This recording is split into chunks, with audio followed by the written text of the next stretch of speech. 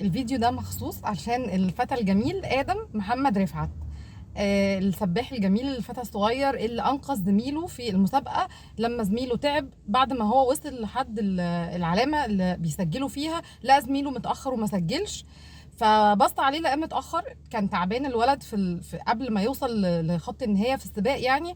فالفيديو بتاعه حلو جدا، راح يعني معدي من الحبل اللي في التراك بتاعه عشان يدخل على التراك بتاع زميله وراح لحقه. انا مش بتكلم في الفيديو عشان اقول الناس غلطانه وفين المنقذ وفين كذا، لا لا لا خالص.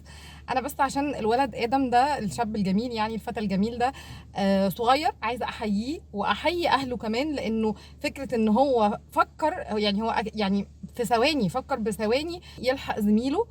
وما فكرش في المسابقه، ما فكرش في ان هو وصل ما وصلش، كسب ما كسبش، فكر ان زميله محتاج مساعدته، فبسرعه راح معدي الحبل وراح يلحقه. لان في الوقت اللي احنا فيه ده دلوقتي الحكايه دي بقت مش نادره، لكن صعب ان احنا نعرف ولادنا القيم والاخلاق والمبادئ والحاجات دي، وان هم يتصرفوا بيها بشكل تلقائي، ان هو اول ما لقى حد محتاج مساعدته جري على طول علشان يساعده.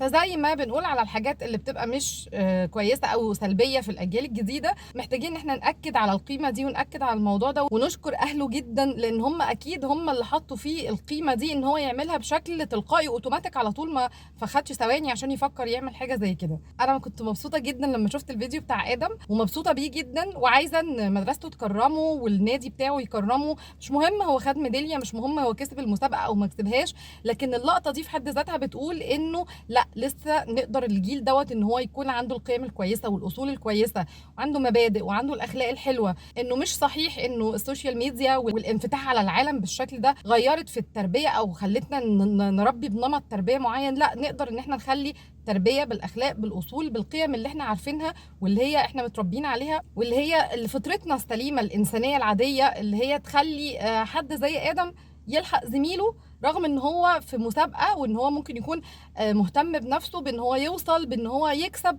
لكن في لحظه فكر انه زميله محتاج له، زميله عنده مشكله او تعبان او محتاج ان هو يساعده، فرجع بسرعه علشان يساعده. وحتى ادم الفتى الجميل ده قال انا لو ما كنتش وصلت برضو، لو كنت لمحته قبل ما اوصل كنت رجعت له، كنت سبت المسابقه ورجعت له. فدي حاجه حلوه جدا بصراحه. شكرا يا ادم، وشكرا لبابا ادم ومامة ادم، لان هم علموه القيمه دي وعلموه الاخلاق دي، ودي حاجه واضح ان هي مغروزه فيه، لان هو ما فكرش ثواني وتصرف بشكل تلقائي وانقذ زميله.